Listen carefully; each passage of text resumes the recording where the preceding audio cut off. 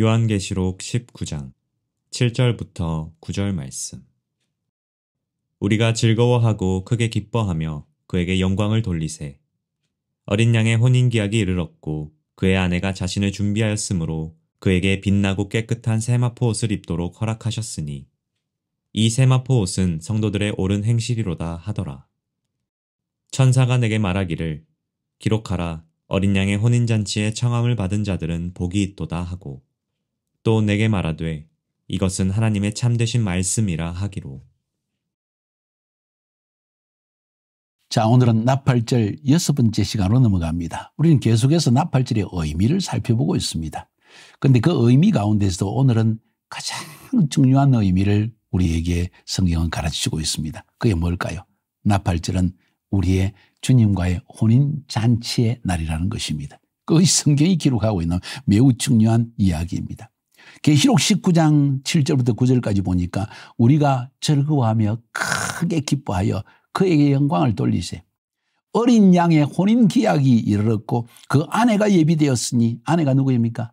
교회입니다. 여러분과 저입니다.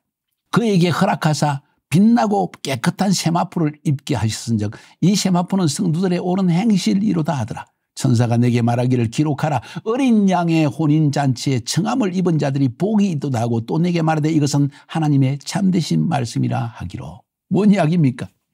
나팔절의 시대에 주님이 공중으로 재림하셔서 성도들을, 다시 말해서 하나님의 교회를, 신부를 공중으로 끌어올려서 공중에서 어린 양의 혼인잔치가 이루어진다는 이야기입니다. 예수님께서는 그래서 그의 생의 마지막 십자가에 달리기 전에 그의 제자들을 불러 모으고 계속해서 혼인잔치에 대한 천국 비유를 우리에게 들려주고 있습니다. 영원한 천국은 마치 혼인잔치로부터 시작되는 것이라는 것을 우리에게 성경은 말하고 있으면서 이 혼인잔치에 참석하지 못한 자들이 이를 갈며 부들부들 떠는 때도 올 것이다. 우리는 우리 자신을 준비해야 된다. 나팔절은 바로 그 주님이 공중으로 재림하시는 그 시전을 우리에게 보여주는 나팔소리다. 경고의 나팔이다. 곧 신랑 되신 예수님이 오신다. 신부된 우리가 올라갈 것이다. 우리 자신을 정결하게 준비해야 된다는 이야기를 하는 것이죠. 여기서 우리는 하나님의 구원의 큰 비밀을, 구속의 계시를 이 혼인잔치를 통해서 우리가 볼 수가 있습니다. 유대인들은 이 나팔절을 혼인잔치의 시작으로 여깁니다. 그래서 이 유대인의 혼인 예식에 대해서 알아야 됩니다. 몇 가지 단계로 나누어집니다. 구체적으로 다 나눈다는 것은 더 자세하게 나눌 수 있지만 이렇게 몇 가지로 나눠봅시다. 첫 번째는 시투긴이라는 단계입니다. 이것은 아버지가 신부를 고릅니다. 유대인의 간섭에 의하면, 물론 요즘은 젊은 사람들이 눈에 맞으면 서로 마음에 들어서 아버님께 데려가 가지고 신부를 보여주고 결혼하고 싶습니다 이렇게 하겠지만은 고대적으로, 전통적으로 또 그것이 저는 옳다고 생각하는데 아버지가 신부를 고릅니다. 마치 아브라함이 이삭을 위해서 신부를 구하기 위해서 자기 종을 보낸 것처럼 말이죠. 신부는 한 번도 신랑이 본 적이 없지만은 신랑의 아버지가 가져온 세 가지를 보고 결정을 합니다. 첫 번째가 뭔지 아십니까? 지참금. 얼마나 많은 지참금을 나를 위해 준비했는가. 두 번째는 정혼계약서. 영원히 변치 않겠다는 정혼계약서. 세 번째, 포도주를 가져옵니다. 그 포도주가 맛이 있는지 없는지를 살펴봅니다. 이것이 모두 의미가 있는 이야기입니다. 그래서 첫 번째 단계 매우 중요한 것은 신랑의 아버지가 신부를 고르는 단계라는 거예요. 신부는 한 번도 본 적이 없습니다. 마치 베드로전서 1장 8절 9절에서 우리 예수님 본 적이 없잖아요. 예수를 너희가 보지 못하였으나 사랑하는도다. 이제도 보지 못하나 믿고 말할 수 없는 영광스러운 즐거움으로 기뻐하니 믿음의 결국 곧 영혼의 구원을 받음이라. 우리 신랑 되신 예수님을 사실 눈으로 본 적이 없습니다. 영어로 우리가 그분을 영접한 적이 있지만은 그러나 실질적으로 얼굴로 본 적이 없습니다. 그런데도 그분을 우리의 신랑으로 모셔드리는 단계, 그것이 결혼의 출발점이라는 거예요. 아버지, 성부 하나님께서 신랑을 위해서 여러분과 저를 신부로 선택하는 단계가 되었다는 것이죠. 우리는 아직 신랑을 보지 못했지만은 기뻐한다는 것이죠. 그런데 왜 포도주를 줍니까? 포도주의 상징은 뭡니까? 보배로운 피입니다. 피의 구원입니다. 베드로전서 1장 18절 19절에 너희가 알거니와 너희 조상의 유전한 망령된 행실에서 구속된 것은 금이나 은같이 없어질 것으로 한 것이 아니요 오직 흠 없고 점 없는 어린 양 같은 그리스도의 보배로운 피로 한 것이니라. 어린 양의 혼인잔치에 들어감을 넉넉히 얻는 자는 누구인가? 어린 양의 보배로운 피로 씻음을 받은 자이다. 그 피가 무엇이냐? 포도주를 상징한다. 그 피는 정말 들어가 아주 귀하고 가장 맛있는 피가 되어져야 한다. 우리를 구속할 만한 가치가 있는 값진 포도주, 값진 피, 예수 그리스도의 흘리신 십자가의 구속을 상징하는 것입니다.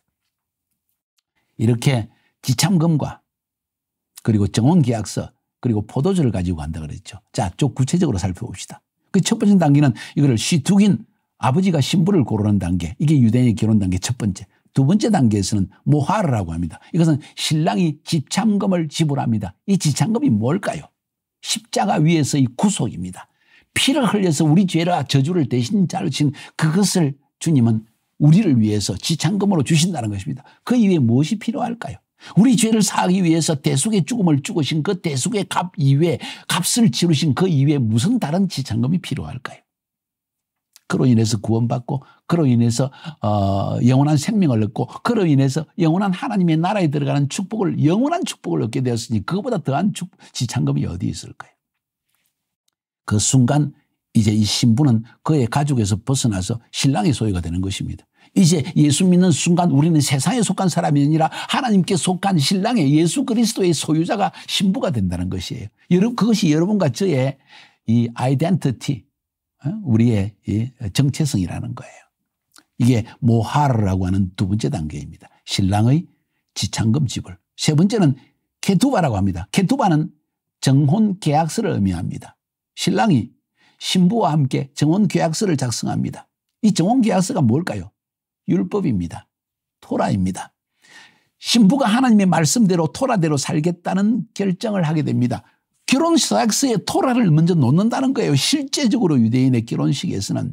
왜? 이 토라를 통해서 우리는 구원받는 하나님의 백성이 됐다는 증표가 된다는 거예요. 그런데 놀랍게도 구약 성경에서 이스라엘 백성들은 시내산에서 하나님과 정혼계약서를 체결했습니다. 하나님의 백성이 되기로 약정하고 토라의 말씀대로 살겠습니다 하고 약정을 했지만 지키지 못했습니다. 성경은 이렇게 기록합니다. 예레미야 3장 8절에 내게 배역한 이스라엘이 간음을 행하였으므로 내가 그를 내어 쫓고 이온스까지 주었으되 그 배역한 자매 유다가 두려워하지 아니하고 자기도 가서 행함함을 내가 보았노라. 율법을 지키지 않고 우상숭배했다는 이야기죠. 신랑과 신부가 정혼계약서를 했는데 신부가 그 정혼계약서를 어겼다는 것입니다. 그래서 이스라엘은 하나님의 심판을 받아서 아수리아와 그리고 바벨론의 포로가 된 것이죠. 심판받았다는 것입니다. 정혼계약서를 파기했다는 것입니다. 그러면 이제 버림받았습니까? 한번 들어봅시다. 예레미야 31장 31절에 34절까지 나 여호와가 말하노라. 보라, 날이 이르리니 내가 이스라엘 집과 유다 집에 새 언약을 세우리니, 새 언약, 새 정혼계약서를 세운다. 나 여호와가 말하노라. 이 언약은 내가 그들의 열조의 손을 잡고 애굽 땅에서 인도하여 내던 날에 세운 것과 같지 아니할 것은 시내산에서 맺은 언약과는 다르다는 거예요. 내가 그들의 남편이 되었어도 시내산에서 그들이 나와 정혼계약서를 쓰고 사인까지 했는데 그들이 내 언약을 파기했죠. 계약서를 파기해버렸다. 계약대로 행치 않았다. 다른 남자에 갔다. 우상을 숭배했다는 거죠. 나 여호와가 말하노라. 그러나 그날 후에 그날 후에 먼 훗날에 내가 이스라엘 집에 세울 언약은 이러하니 곧 내가 나의 법을 그들의 속에 두며 그 마음에 기록하여 나는 그들의 하나님이 되고 그들은 내 백성이 될 것이라. 그들이 다시는 이웃과 형제를 가리켜 말하기를 너는 여호와를 알라 하지 아니하리니 이는 작은 자로부터 큰 자까지 다 나를 알미니라. 어떻게 이런 일이 납니까? 성령이 임하시는 순간 내 속에 들어오셔서 하나님의 율법을, 정혼계약서를 이렇게 신부는 살아야 한다는 것을 매일 보여준다는 것이죠. 내가 그들을 죄악을 사하고 다시는 그 죄를 기억하지 아니하리라. 여호와의 말이니라. 성령이 임하는 순간 이 모든 죄를 사해 주신다는 이야기를 들려주고 있는 것입니다. 북이스라엘이 하나님의 계약을 어겼고 남유다도 정혼계약서를 어겨서 하나님 앞에 이혼을 당했습니다. 왜? 율법을 저버렸으니까. 그러면 하나님께서 어떻게 문제를 해결하십니까? 먼 훗날 하나님께서 그들의 죄를 사해 주시는 때가 온다는 것을 지금 예레미야 31장 31절부터 34절까지 이야기합니다. 그럼 구체적으로 그 일이 어떻게 일어나는가? 법적으로 이 일이 어떻게 일어나는가? 아니, 결혼계약서를, 정혼계약서를 파기한 신부를 어떻게 다시 받아들일 수 있는가? 이 이야기입니다. 신랑을 바꾸면 됩니다. 아니 무슨 이야기일까? 굉장히 복잡한 이야기죠. 쉽게 설명하겠습니다. 로마서 7장 1절부터 4절까지 형제들아 내가 법 아는 자들에 대해 말하노니 너희는 율법이 사람의 살 동안만 그를 주관한 줄 알지 못하느냐? 남편이 있는 여인이 그 남편 생전에는 법으로 그에게 매인바 되었으나 만일 그 남편이 죽으면 남편의 법에서 벗어났느니라. 그러므로 만일 그 남편 생전에 다른 남자에게 가면 엄부라 이르되 남편이 죽으면 그 법에서 자유케 되느니 다른 남자에게 갈지라도 엄부가 되지 아니하니라. 율법에 대해서 죽으면 율법이 이전 남편이었는데 그 이전 남편의 명령과 율법대로 살지 못했는데 그 율법에 대해서 내가 죽어버리면 이제 율법이 전 남편이 죽었으니까 새 남편 예수에게로 은혜의 법을 가져온 예수에게로 가서 그 남편 안에서 은혜의 법 안에서 예수 그리스도 안에서 다시 살림을 받아 살 수 있다는 이야기예요. 그러므로 내 형제들아 너희는 그리스도의 몸으로 말미암아 율법에 대하여 죽임을 당하였으니 이는 다른 이 곧 죽은 자 가운데서 살아나신 이에게로 가서 예수에게로 가서 우리로 하나님을 위하여 열매를 맺게 하려 함이라. 쉽게 이야기하면 율법에 의하면 이전 남편이 살아있는 동안은 다른 남자에게 가면 너는 간음인데 그 이전 남편이 죽고 나면 새로운 남자에게 가도 간음이 아니다. 정식 결혼이 이루어지는 것이다. 율법에 대해서는 율법을 따라서 살도록 너희들은 결혼 계약을 맺었는데 율법에 대해서 죽어버렸고 이제 은혜에 대해서 살게 되었다. 새로운 남편 이제 죽은 남편에 얽매이지 말고 새 남편 예수에게 가서 살리는 법을 따라 열매를 맺고 살아라는 이야기입니다. 그래서 이스라엘도 역시 예수를 믿어야 않고만 구원받는다는 이야기죠.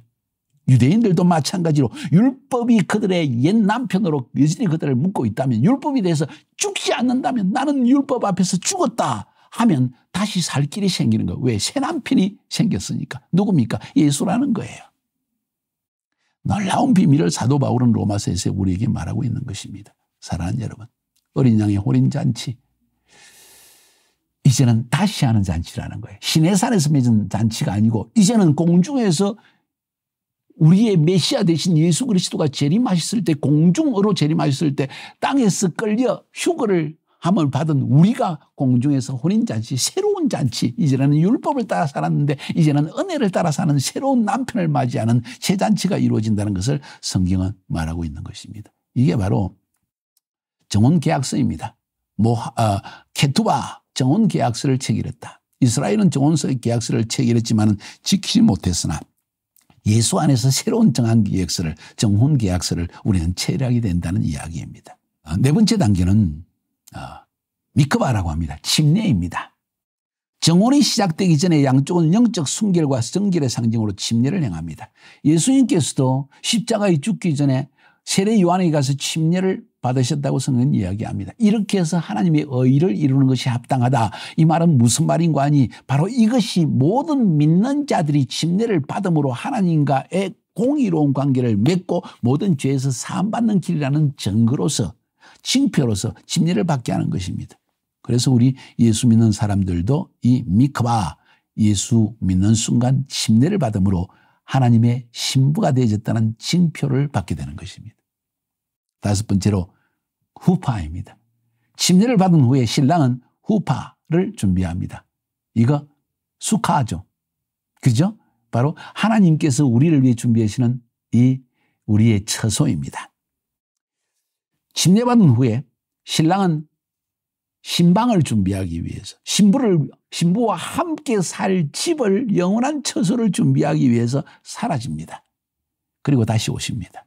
바로 그것을 우리는 후파라고 합니다. 후파, 우리가 하나님과 영원히 살 처소입니다. 요한복음 14장 1절부터 3절까지 그래서 예수님께서는 두려워하고 근심하는 제자들에게 이야기합니다. 너희는 마음에 근심하지 말라. 하나님을 믿으니 또 나를 믿으라.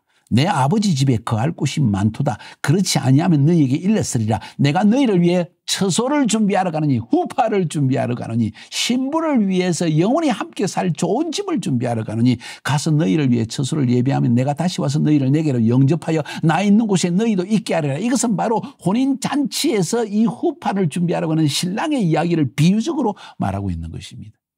유대인의 이 결혼잔치, 이 혼인잔치의 단계들은 바로 하나님께서 어떻게 우리를 구원하신지를 보여주는 아름다운 스토리입니다.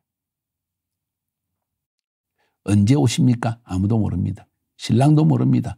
신방은 아버지가 준비하기 때문입니다. 그날과 그때는 아무도 모른다. 아버지만을 아신다. 그러나 이 신방이 아버지에 의해서 준비되어지면 아버지께서 신랑을 재림 예수를 이 땅에 보내주시고 그리고 신부를 데려가게 하실 것이다. 휴거할 것이다. 여섯 번째는 마탄입니다. 그냥 신랑이 사라지는 것이 아니고 그가 떠나갈 때 우리에게 징표를 주십니다. 내가 반드시 돌아온다. 반드시 돌아온다. 그때까지 나와 똑같은 일을 행할 자를 너에게 선물로 주겠다. 이게 뭡니까? 성령이십니다.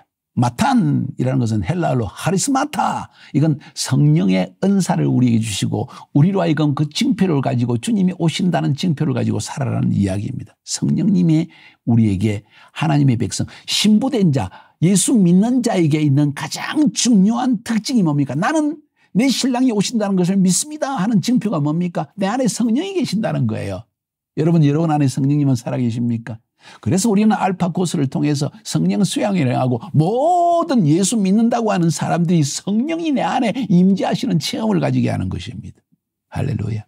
마지막 단계는 니수인이라고 한다. 니수인은 신랑이 나팔소리와 함께 혼인잔치에 나타나고 신부를 안고 신방으로 데려가 버리는 아름다운 마지막 단계를 니수인이라고 합니다. 언제 이 일이 일어날지 아무도 모릅니다. 성경은 그 시와 그 때를 아무도 모른다고 신랑도 모른다고 했습니다. 신랑의 아버지 대신 그분만이 이 모든 것을 준비하고 있기 때문입니다. 나팔절은 바로 이 신랑이 오신다는 것을 알리는 영적인 경고의 소리라는 거예요. 곧 신랑이 오신다. 여러분 열천의 비유 아시잖아요. 기름을 준비한 다스티니와 기름을 준비하지 않은 다스티니. 비유는 이 기름은 성령입니다. 성령이 내 안에 거하여서 항상 나팔 소리를 들을 준비를 갖추고 있는 이 신부, 성령 받고 신랑 대신 예수님이 오실 것을 준비하는 교회, 그것을 바로 이야기하는 것입니다. 여러분은 기름을 준비한 신부입니까?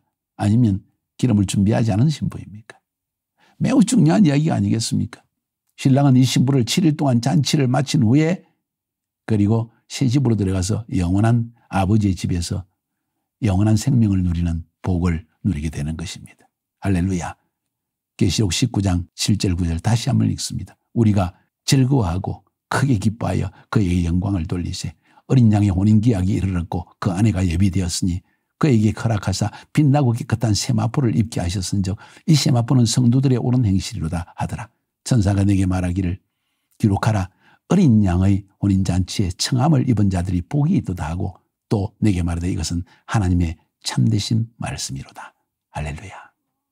이제 나팔절의 절기를 강의를 마치면서 고대 유대인의 혼인 단계를 한번 살펴보았습니다. 자, 그러면 절기 전체의 관점에서 볼 때 유월절, 오순절, 나팔절, 대속제일, 장막절은 어떤 혼인잔치와 어떤 연관성이 있을까요? 유월절은 결혼 지참금을 지불하는 단계입니다. 십자가 위에서 주님은 신랑 대신 주님이 신부된 우리를 구속하기 위해서 우리 죄와 저주를 대신 짊어지고 다 죽으심으로 바로 우리에게 지참금을 주신 것입니다. 자, 너는 이제 깨끗한 자다. 너는 구원함을 받았다. 제사함을 받았다. 이게 6월절 결혼 지참금을 혼인 정혼 지참금을 우리에게 지불한 거예요. 누가? 신랑이. 오순절은 결혼 계약서를 체결하고 우리에게 마탄 성령의 선물을 우리에게 주신 것이 바로 이 오순절입니다.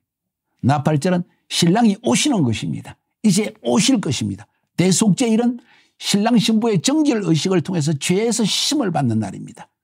초막절은 혼인잔치가 이루어지고 천년잔치가 이제 후파로 신부를 데려가는 이 마지막 혼인잔치의 실제적인 천년왕국의 기쁨을 누리게 되는 것이 바로 이 초막절의 의미입니다. 이것이 바로 전체 절기의 중요한 혼인잔치와의 연관성이라는 것입니다. 성경은 모두 이 비유를 통해서 또 실제적인 그들의 삶의 관습을 통해서 이스라엘 민족들의 역사와 그들의 삶과 그들의 모든 풍습과 그들의 지리와 땅을 통해서 우리에게 하나님의 계시를 구원의 계획을 보여주고 있다는 걸 생각할 필요가 있습니다. 나팔절 시즌 바로 신랑 대신 예수님이 곧 오신다는 엄청난 기쁨의 나팔 소리입니다. 그러나 믿지 않는 자들에게는 심판이 주어진다는 엄청난 경고의 나팔을 댈 것입니다. 사랑하는 여러분, 머지않아 주님이 오셔서 여러분 신부 대신 여러분을 안고 영원한 천국에서 혼인잔치를 이루고 그리고 아버지의 집에 준비되어진 처소 이 후파에 데려가서 우리와 영원한 기쁨을 누리는 삶을 살게 될 것입니다. 그날을 기대하는 날이 또 나팔절이기도 합니다. 나팔절의 시즌에 회개하여 주님께 돌아가고 신랑 되신 주님을 맞이하는 기쁨으로 충만한 여러분이 되기를 주님의 이름으로 축복하여 드립니다. 승리합시다.